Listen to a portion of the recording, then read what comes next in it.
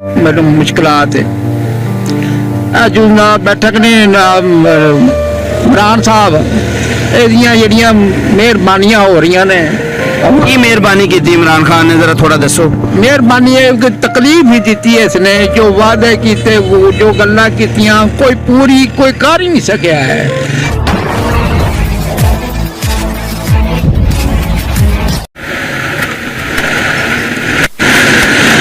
अस्सलाम वालेकुम बुजुर्गो। जी वालेकुम सलाम। बुजुर्गो की हाल चाल है? अल्लाह का शुक्र अलहमदुलिल्लाह। बुजुर्गो ये दसो कि तुसी इत्थे आए हो व्हील चेयर दे नाल काम कर रहे हो, कितने बजे आंदे हो और कितने बजे जांदे हो? मैं जी इत्थों तकरीबन 3 बजे आना वा ते ऐसा दाना तो बाद चले जाना जी मैं। अच्छा, ते तुहाडा कुछ रुमाल तुसी बेच रहे हो, भीख नहीं मंग रहे, यह बड़ी वड्डी गल है। ऐसी वेख्या तुहानू कि तुसी रुमाल बेच रहे हो ते कुछ सेल हो जाती है? नहीं, कदी हो जाती कदी नहीं हो जाती, उत्तों मदद को दे जाए तो मैं ला लेना, हाथ नहीं अगे करता मैं किसी गाड़ी, कोई आ जाए। कित्थे रहिंदे हो? इतों सब तो कस रहना ते किस तरह के लोग आते हैं, तुसी दस सकते हो कि किस किस्म के लोग आते हैं? कुछ लोग डिस्काउंट भी मंगते होंगे चीज़ का, कुछ उंज ही वध भी दे जाते होंगे। वध भी दे जाते हैं, डिस्काउंट उस तरह घट करो जरा।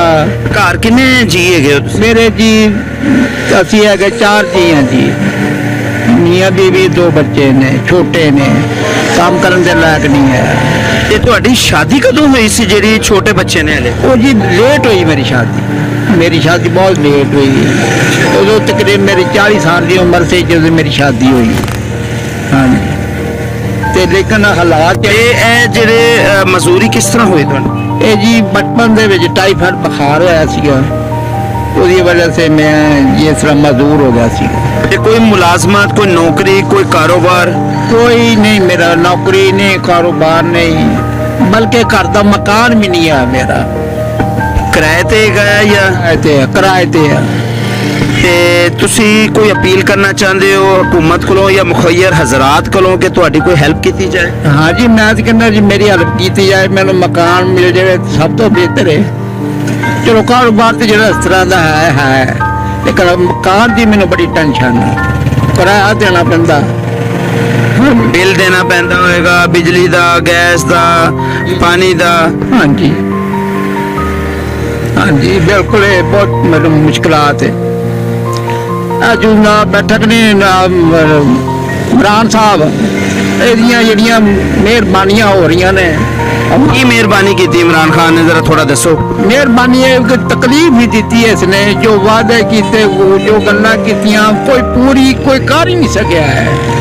मकान देवांगा, ये करांगा, वो करांगा। अच्छा, इमरान खान की हुकूमत तो पहली जेडी हुकूमत थी उस टाइम तुसी की करदे सी? यकीन कर जो उदो ये सी भी किराया भी दे देना सौखा, और मेरे घर दे विच जानी कि कोई तंगी नहीं सी है, काम हैगा सी, काम हैगा सी, रोटी पूरी हो जाती। आज रोटी पूरी हो, हुण रोटी पूरी नहीं होती, बड़ा मुश्किलात दे सामना, बहुत मुश्किलात दा। इस तो इलावा तुसी की काम करदे हो? कोई होर घर दे जी, कोई तुहाडी वाइफ कोई काम करदी हो? लेकिन साडे साडे च रिवाज नहीं है कि औरतां नूं काम करन कल्लो, साडे च नहीं है। हाँ जी, मैं इस चीज़ के बहुत बरखलाफ हाँ। की नाम दस्या सी? मेरा नाम जी मोहम्मद जमील है। मोहम्मद जमील साहब के पास इस टाइम हम मौजूद हैं, जो आप देख सकते हैं व्हील चेयर पर बैठे हैं और कुछ रुमाल लेकर सेल कर रहे हैं। मैं यहाँ पे मुखैर हजरात से ताउन की अपील भी करता हूँ और लोगों से अपील ये करता हूँ कि ना होते हुए भी आप कुछ ना कुछ खरीदें, ताकि गाड़ियों का या मोटरसाइकिलों का रुमाल खरीद कर आप अपने लिए कुछ नहीं बल्कि एक बुजुर्ग के लिए उसकी मदद कर रहे हैं। मैं ये चाहूँगा कि आप ज़्यादा से ज़्यादा ऐसे लोगों को देखा करें जो लोग यहाँ पर बैठे अपना काम कर रहे होते हैं और उनसे कुछ ना कुछ खरीद लिया करें। ये मेरी रिक्वेस्ट है आप लोगों से। इसी तरह के प्रोग्राम देखते रहिएगा, मैं आपको प्रोग्राम दिखाता रहूँगा। आपका होस्ट सैयद हैदर रज़ा ज़ैदी, जुर्म की पकड़ के साथ।